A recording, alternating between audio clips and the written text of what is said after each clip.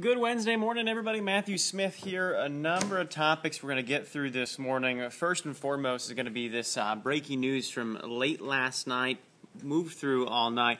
Basically what happened, double shooting in Midtown Omaha, officer involved, at least that's what we're hearing right now. The big news that we can confirm at this point in time is that an armed robbery suspect was killed.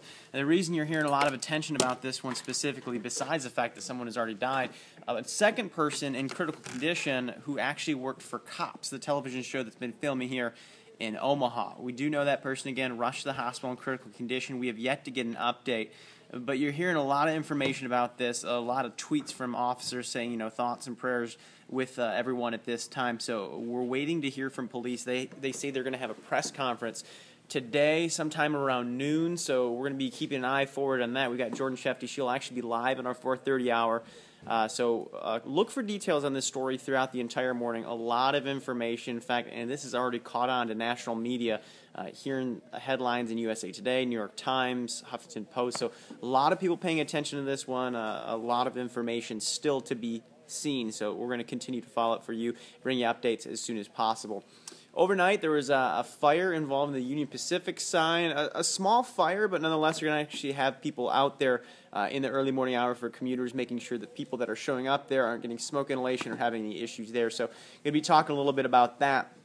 And we're also going to be talking about ISIS. Now, we had a situation where a person was killed, believed to have links to America, could actually be an American citizen that was fighting for ISIS.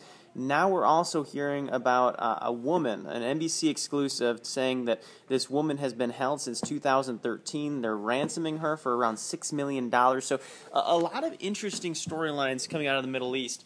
And oh, by the way, the big fight that's been going on between Israel and Gaza for exactly 50 days now, there is yet again another ceasefire. Why is this one different?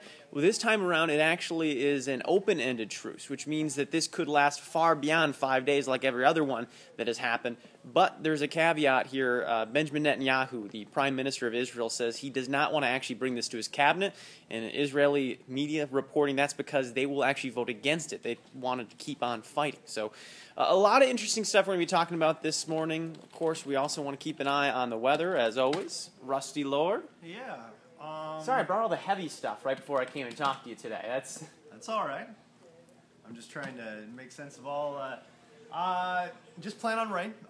Be ready for it this morning. I mean, there's chances before 10 o'clock and then again after 2, with hopefully a little bit of a lull right in the middle of the day for a chance to dry out. Basically, just right on the edge of all the hot air that you hear talking about in Kansas City or down in St. Louis, a lot of Missouri, and points to our south. So a lot of hot and cold air interacting, and we're seeing storm fire right on the edge of it, and we're right on the edge of it. So we have many chances today, tomorrow, and even into Friday as well. Felt that humidity yesterday while I was outside. Are we still feeling that humid today? Stuck in that, but we're not going to warm up as much, or we're not going to warm up, which is great. Upper 70s, lower 80s right through the weekend, so that's good news. We have the humidity, but the heat's going to stay down to our south. We just get a lot of rain, and hopefully we don't run out of places to put it. Oh. Good point. See how it goes.